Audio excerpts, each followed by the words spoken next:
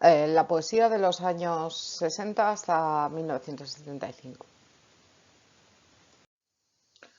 Bueno, pues hacia 1955, como os pone aquí, se empiezan a observar ciertos cambios en el panorama español. Hay un despegue económico y se eleva el nivel de vida general de los españoles. Entonces, esto conduce a un conformismo social. Y la poesía social que habíamos visto en la época anterior, pues va a agotarse hasta cierto punto, porque por un lado, porque había sido una poesía muy prosaica y muy sencilla y muy combativa. Y esto lleva a cierto cansancio. Se quiere volver a una poesía más cuidada formalmente y a unos temas más íntimos y existenciales. Entonces va a aparecer un grupo de poetas que son la generación llamada Niños de la Guerra, que son pues, algunos de estos nombres que aparecen aquí: Ángel González, Jaime Gil de Viedma, José Ángel Valente, Francisco Brines, Claudio Rodríguez, y luego otros como Carlos Barral, José María Valverde. Bueno, podéis leer los nombres. Muchos de estos poetas pues estuvieron unidos por lazos de amistad y combatieron el régimen franquista desde posiciones cercanas al comunismo. En muchos se vio la influencia de Antonio Machado y de la poesía social, pero luego se van a abrir a otros temas en su poesía. El concepto de poesía cambia, que es lo que os estaba comentando antes. Si en la generación anterior, en la poesía social, la poesía se entendía como un medio de comunicación y como un arma combativa contra las desigualdades sociales y contra la situación política, pues aunque este elemento no deja de estar presente en la poesía, no va a ser el único, digamos, el elemento central del poema. Se va a concebir la poesía también como un medio de comunicación de la realidad más profunda, de indagar en los sentimientos personales del poeta y algo que permite alumbrar las zonas oscuras del ser humano y del mundo. Entonces va a ser una poesía más centrada en la experiencia personal y se va a dar un retorno a lo íntimo. Van a aparecer temas como el fluir del tiempo, la evocación nostálgica de la infancia, el trabajo, la familia, el amor y el erotismo, la amistad. Muchas veces aparece una anécdota realista. El poeta, a partir de un episodio, empieza a relatar sus vivencias y comunica sus sentimientos y su intimidad sin pudor, y a veces pues se ve teñida de un escepticismo dolorido o de ironía. Van a utilizar para ello un tono conversacional y antirretórico. Esto no quiere decir que sea una poesía descuidada, porque como ya hemos comentado antes, hay un deseo de hacer una labor de depuración estética del poema y de que el lenguaje esté más cuidado. Van a utilizar un tono cordial, sin patetismo y, como hemos dicho antes, pues muchas veces, aunque van a expresar el dolor, van a emplear frecuentemente la ironía y el humor. Muchas veces hay ausencia de estrofas y rimas, y optan por una estructura narrativa, que quiere decir, por lo que hemos comentado antes, que a partir de un pensamiento, de un sentimiento o de una anécdota se va a construir el poema, como contando una historia o una reflexión sobre algún tema. Y van a usar mucho las reiteraciones y los paralelismos. Van a introducir también un léxico urbano con coloquialismos y con prosaísmos. Tenemos en primer lugar a Ángel González, que tiene dos líneas en su poesía, ya que mezcla lo más íntimo de su ser con la poesía social, porque toda su poesía se vertebra alrededor de tres temas fundamentales que le obsesionan, que son el paso del tiempo, el amor y el civismo, porque hay una postura ética detrás de su poesía. Va a utilizar un lenguaje coloquial y urbano y va a tratar de asuntos cotidianos. Muchos de sus poemas van a tener un regusto melancólico pero van a ser optimistas y va a aparecer pues muchas veces esta ironía y este humor que hemos comentado. Va a ser una poesía accesible y transparente, una poesía fácil de leer y en la que ya hemos dicho que se destila un fondo ético, porque exalta valores como la solidaridad, la fraternidad, la libertad. Y, como hemos dicho, pues oscila entre el idealismo y la desilusión, aunque es una desilusión que presenta sin un tono patético, sino muchas veces pues con cierta teñida de escepticismo, de ironía o de humor.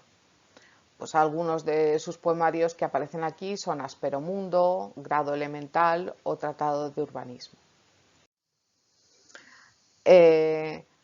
Otro poeta es José Ángel Valente, que, como se pone aquí, parte de realidades inmediatas para evolucionar a lo intelectual.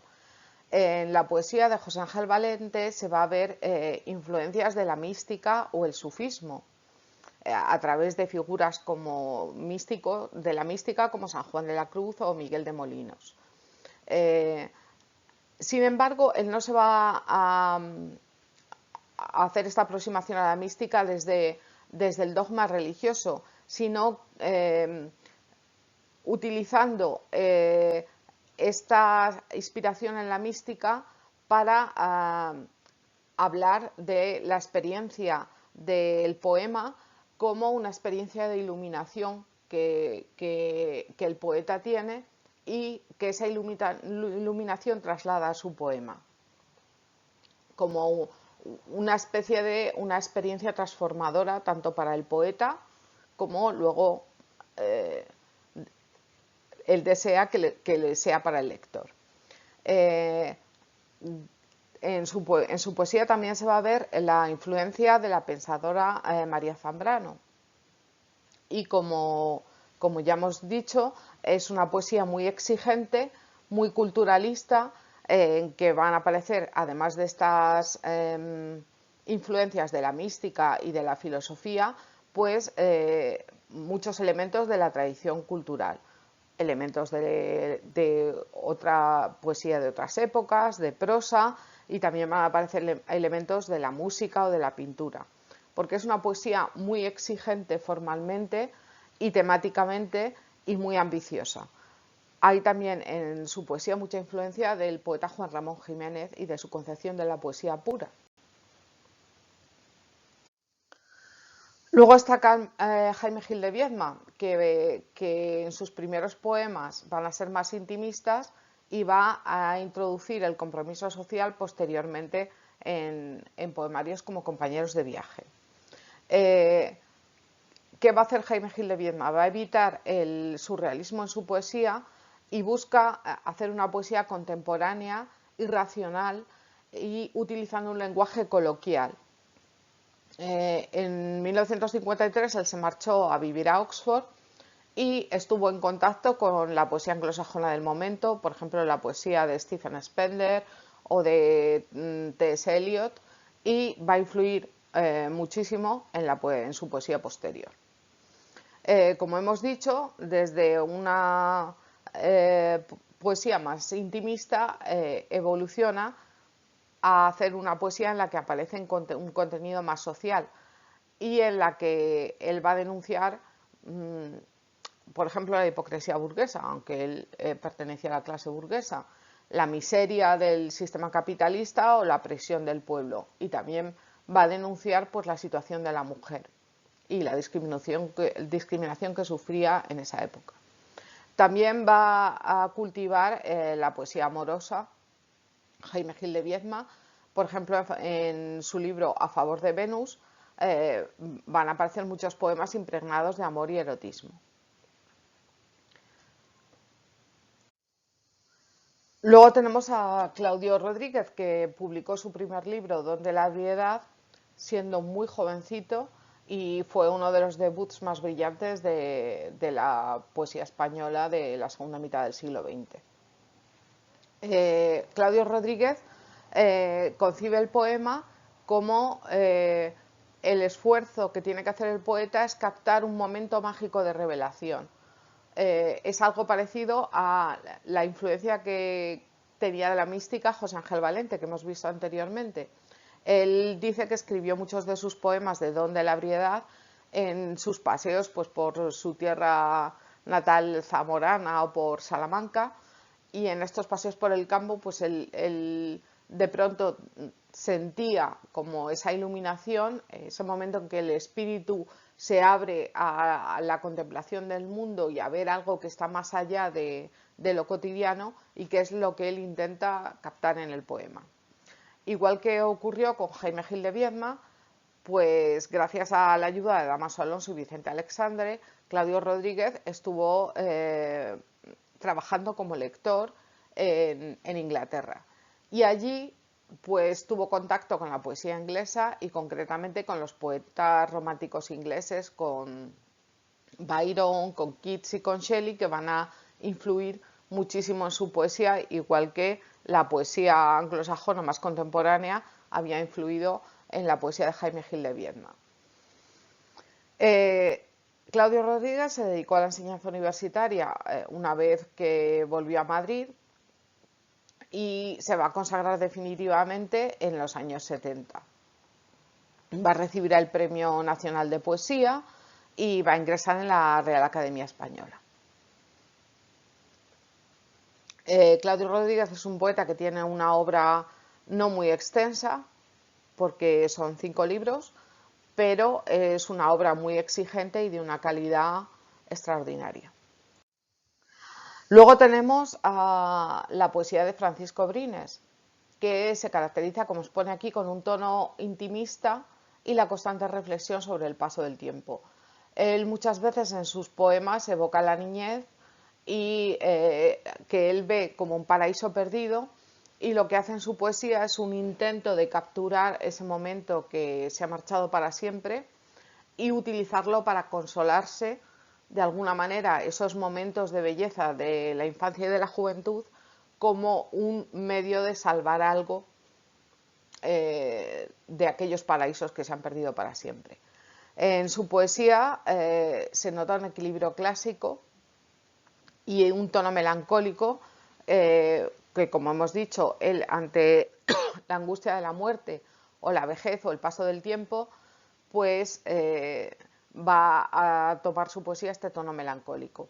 En su poesía se ve mucha influencia de Luis Cernuda, pero también de otros poetas como Juan Ramón Jiménez o del poeta de la poesía más intimista de Antonio Machado. Como hemos visto y he comentado anteriormente, pues él se oscila entre el lamento elegíaco, o sea, el lamento por todo aquello que se ha perdido, y la exaltación vital, el deseo de conservar pues, ese trozo de vida. Luego también aparece en su poesía el tema del amor homosexual con mucha naturalidad. En esto vemos influencia de Luis Cernuda y una concepción del amor como una búsqueda incesante de la pureza y de la belleza. Luego tenemos a José Agustín Goytisolo, que es hermano de los novelistas Juan Goytisolo y Luis Goytisolo. Él empezó a escribir poesía cuando estaba en auge pues, la poesía social que ya conocemos, de la etapa anterior.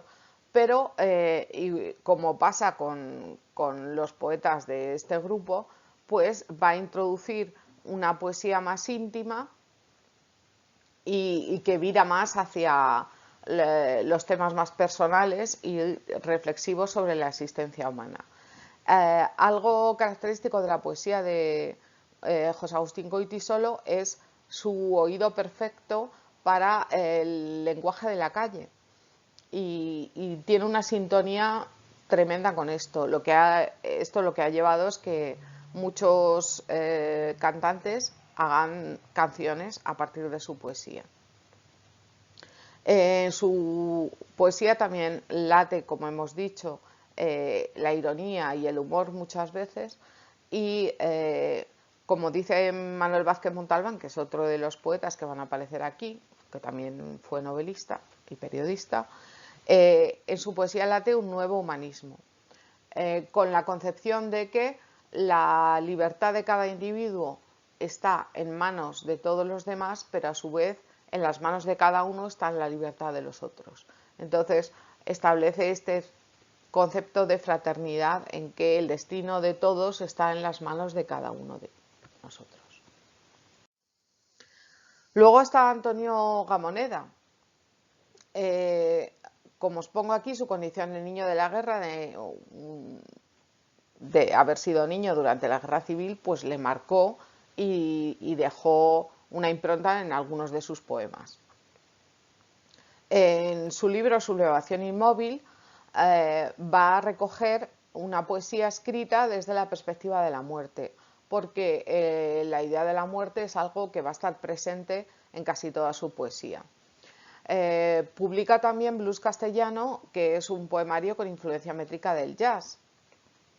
Y otra vez aparecen en la poesía pues, contenidos que tienen que ver con el desarraigo existencial, que esto lo emparentan con la poesía desarraigada que vimos de los años 40, y con la unidad de los oprimidos de la tierra, que es un tema emparentado pues, con la poesía social. Posteriormente publica otros poemarios como Lápidas y Edad, en los que recogió pues, toda su obra anterior y con este último obtuvo el Premio Nacional de Poesía. Luego, posteriormente, después de publicar Edad, va a publicar El libro del frío en 1992, que como hemos dicho, vuelve a aparecer la idea de la muerte, la reflexión sobre la muerte, que él intenta superar pues, esta tristeza y esta sensación de soledad y de que todo se acaba con la retrospectiva, con el recuerdo de la pasión erótica como algo que queda entre las ruinas de la vida, algo a lo que agarrarse ante la perspectiva de la vejez y la muerte. Estos mismos temas van a aparecer en otro libro posterior, como es Arden las pérdidas. Y luego tenemos un cambio en la poesía con la siguiente generación, que es la aparición de la poesía experimental que van a hacer los novísimos. José María Castellet publica una antología llamada 9 novísimos poetas españoles, en la que aparecen poesías de 9 poetas que van a ser los que van a hacer este cambio en la poesía y van a constituir el grupo denominado los novísimos.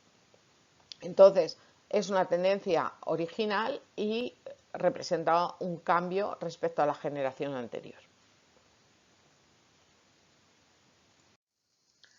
¿Qué características tienen los novísimos? Pues los poetas novísimos, como os pone aquí, se consideran parte de una aristocracia intelectual. Son jóvenes que han crecido en la época en que estaban los tebeos, el cine, el jazz. Muchos de ellos han viajado al extranjero, por Europa, y también pues, se han visto influidos por el cine, por el jazz, y todos estos elementos van a aparecer en su poesía. Son poetas que no van a tener tanto interés en reflejar la realidad inmediata o preocuparse de los problemas sociales y políticos. Y hay en su poesía una defensa de la autonomía del arte, que nos tiene que sonar ya a la defensa que habían hecho, por ejemplo, Juan Ramón Jiménez de la poesía pura, y una preocupación por la calidad artística del lenguaje. Entonces vamos a ver en su poesía influencia tanto de las vanguardias como del modernismo, por esta preocupación por la calidad artística del lenguaje y la sonoridad del verso, y de la poesía pura de Juan Ramón Jiménez, que ya hemos comentado. Entonces es una poesía esteticista, culturalista, elitista, difícil y llena de referencias culturales que el lector tiene que conocer para poder disfrutar de esa poesía. Estas referencias culturales que os pongo aquí, culturalismo, ¿qué va a aparecer en su poesía? Pues va a aparecer la presencia de mitos, de la mitología, de ambientes lejanos, que esto nos tiene que sonar ya al modernismo, son cosas que los modernistas hacían, la evocación de lugares misteriosos y lujosos, como es el caso de Venecia, muchas veces se les ha llamado venecianistas. Y todas estas características las comparten con el modernismo. y luego mezcla estos elementos, digamos, culturales más clásicos, con mitos contemporáneos que proceden de lo que os he dicho antes, del cine, de la novela policíaca, de la novela de aventuras, del cómic, de elementos de la cultura popular con la que ellos han crecido. Entonces, como hemos visto, hay influencia de los modernistas, también de autores extranjeros que conocen, porque generalmente son jóvenes formados, con una formación intelectual importante, y entonces conocen autores extranjeros como Eliot, como Cavafis o como Wallace Stevens. Y además muchos de ellos pues, han viajado a Francia y tienen influencia de los poetas surrealistas franceses. Pero también les van a influir poetas españoles, algunos del 27 como Alexandre o Luis Cernuda, o poetas como los que hemos visto anteriormente, como Jaime Gil de Viedma, y hispanoamericanos como Octavio Paz, Lezama Lima o César Vallejo. O sea, van a ser unos poetas con muchísima cultura, con muchísima formación, y en su poesía se van a mezclar pues todas estas influencias que estamos viendo. En cuanto a la técnica, pues hay libertad absoluta y se despreocupan de las formas tradicionales, que esto quiere decir que no van a usar los metros y las estrofas tradicionales, sino que su poesía va a tender al verso libre. Emplean la escritura automática, que ya conocemos porque la habían practicado los poetas surrealistas cuando vimos las vanguardias, y se despreocupan de las formas tradicionales.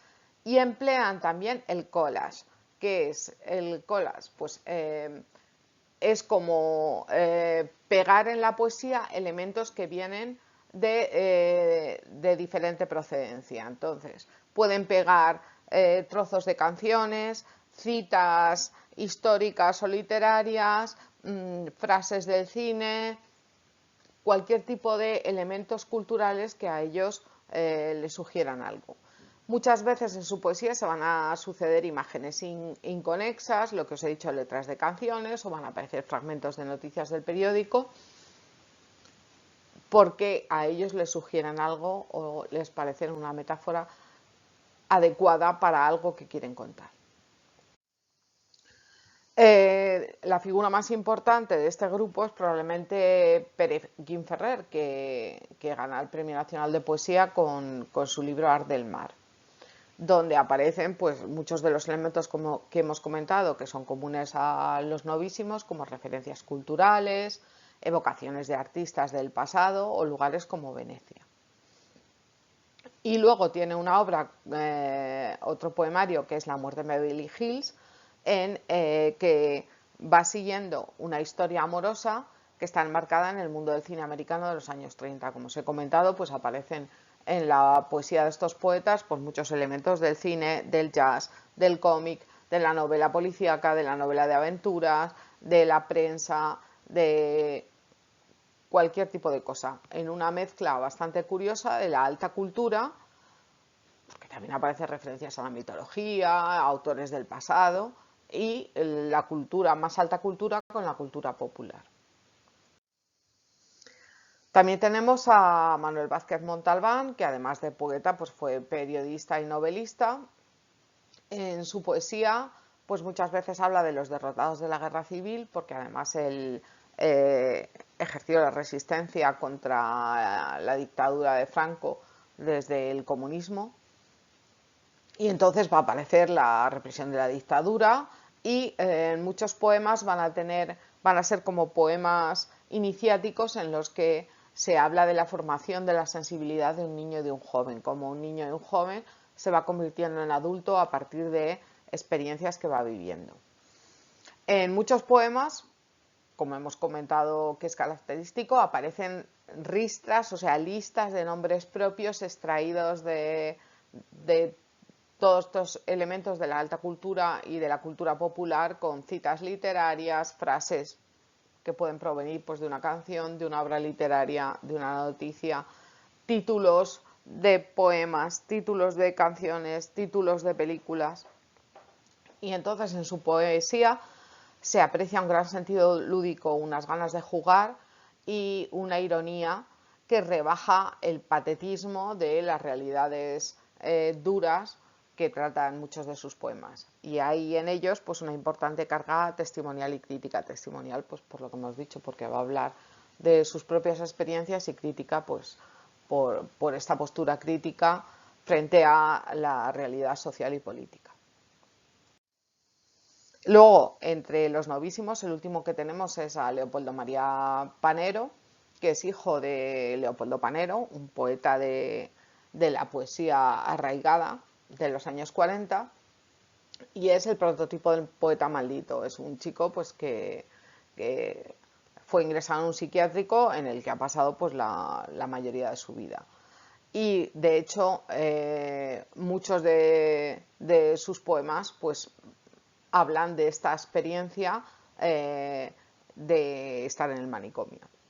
Entonces es la típica figura del poeta maldito, el poeta loco, el poeta que vive en los márgenes y en el peligro para llegar hasta el límite.